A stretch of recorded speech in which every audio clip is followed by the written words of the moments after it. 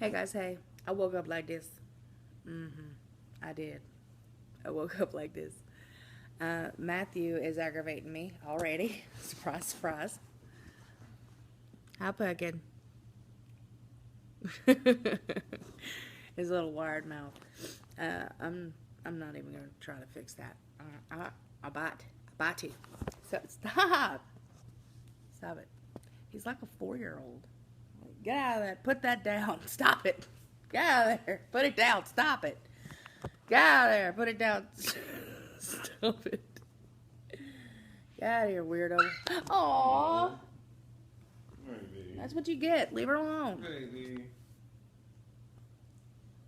Put that down. Get out of that. That's Stop better. it. That's better, isn't it? That's how I Is feel. that better? Is that better? I'm sorry. Look at that I baby. told you a little fur, didn't I? He pulled her far, the baby. Daddy's mean. I'm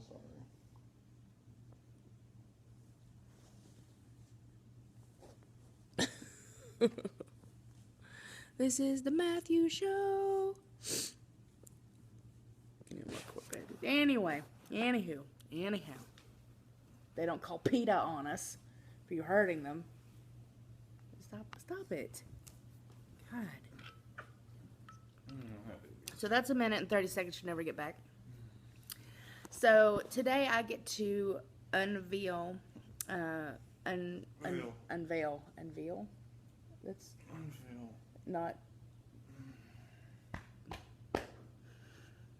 unveil, apparently. So it's not baby cow flesh, which I guess is the truth, because what I have to say isn't not baby cow flesh.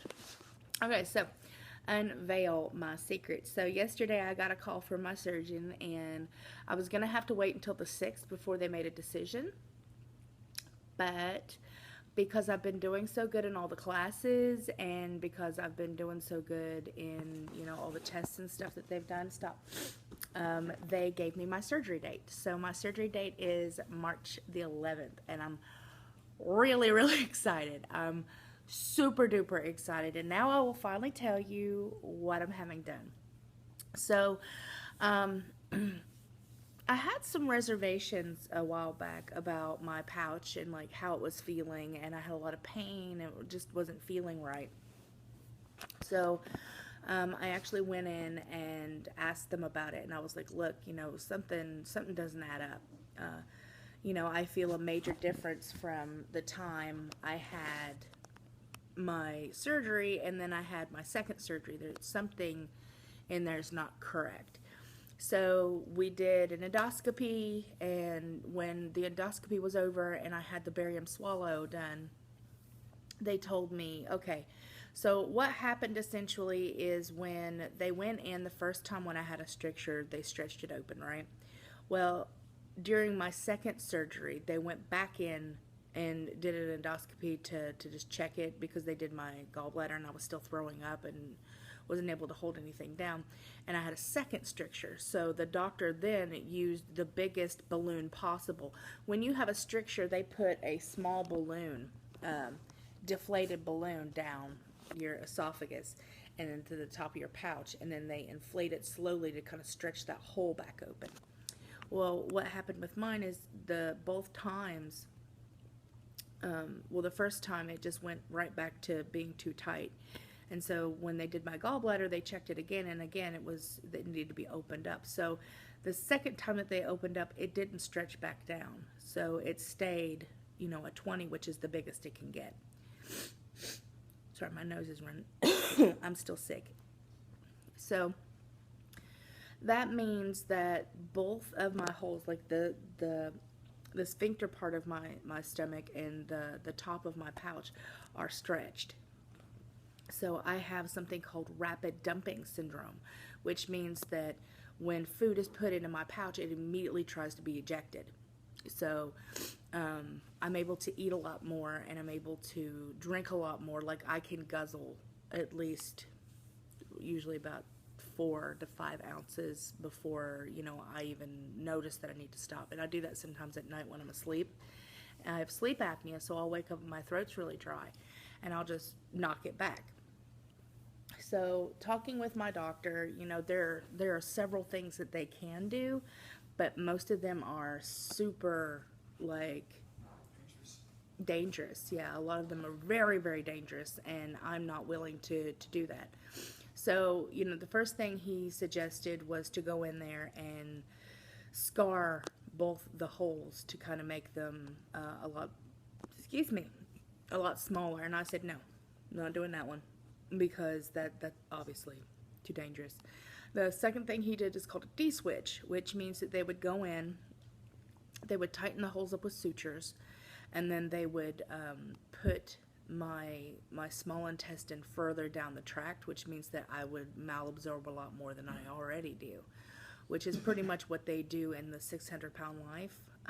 Those women and men get a D-switch. It's still an R&Y procedure, but they call it a D-switch because they malabsorb a lot more than we do, because that's how they can lose, 4, 5, 600 pounds, or ever how much they lose, plus the skin removal. So that's kind of the thing with that, is that it's still an R&Y procedure, but he just puts the tract a lot further down, which can lead to a lot of complications. And he told me, he said, we can do that for you, and you would lose every ounce of fat that you want to, but the biggest problem with that is that you will malabsorb everything.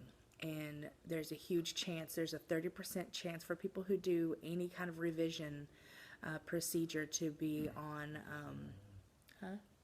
Revision to the existing RNY. Yeah, to the existing RNY, to have a TPN for the rest of your life, which is a feeding tube that fits.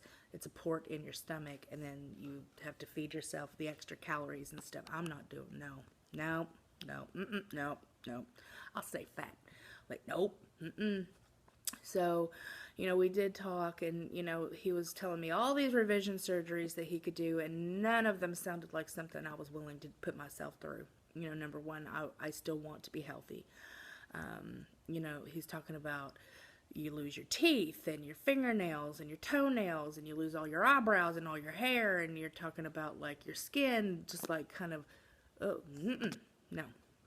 So I actually suggested, I was like, what about giving me a lap band?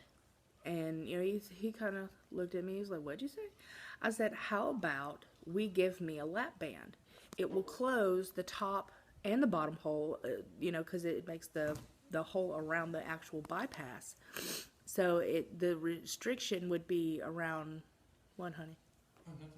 Oh, the restriction would be around the original, the top part, so it would trickle a lot slower into the bottom. And he looked at me like I was a genius. He was like, ha-ha!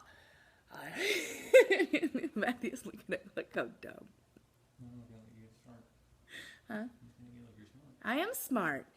So he looked at me like I was kind of a genius. He's like, we've never done one of those here, but I have heard about them in the past, and not a whole lot of people have a ton of success with it, but that doesn't mean that you wouldn't. He's like, you're really smart. You're really mature. You know tons about the surgery. You know how things work. And he said that he would be glad to try this for me. He said that this would be a very non-invasive option that would allow me to have the restriction I need, and I'm really excited about it. So this is what I'm going to try.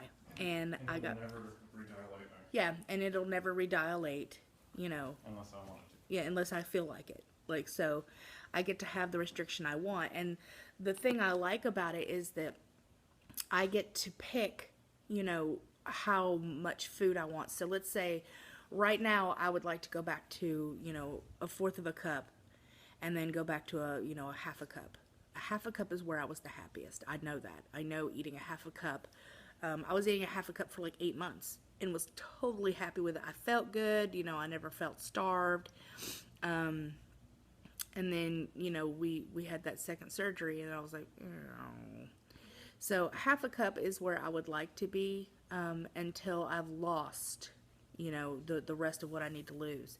So then I wouldn't mind going, a healthier dose, which would be about a cup, maybe a little more. It really depends on how my body feels. And yes, I know that there are complications with the lap band, and that's why people typically don't use them anymore. But there is a new lap band out there that has a buckling and unbuckling feature.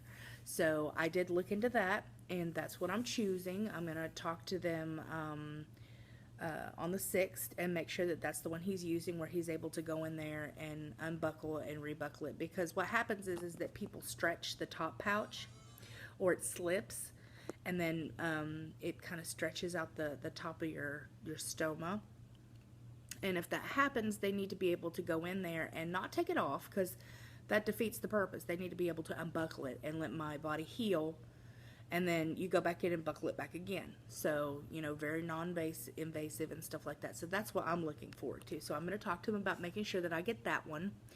And, you know, because that only makes sense. I'm sure that they already know about that one because they're doctors and I'm not. But just in case, I'm going to, you know. Actually, I think I'll call them today and be like, hey, since we're going to put some foreign body inside me, can we make sure it's the one that you can take in and out, you know, and buckle and unbuckle it to make sure that, you know, that's the one. But I'm super excited. I'm really excited about it. I'm really happy. You know, I hope you guys will support me and, you know, be as awesome as you have before. You know, some of us have to have a different surgery. Some of us' journeys are not quite the same. And it's no fault of my own, you know. So I've done as much as I possibly could on my own, and now I need to seek to get the rest of this off. So, because it's been since August since I've really lost much, and I'm sitting at 320 because I weighed myself yesterday at the doctor's. So I'm sitting at 320, and I just want to make sure that, you know, I want to make sure that I get the rest of my journey is a good one, and I will do what it takes, but I want to make sure that I do it healthily. So I love you guys, and I'll talk to you later.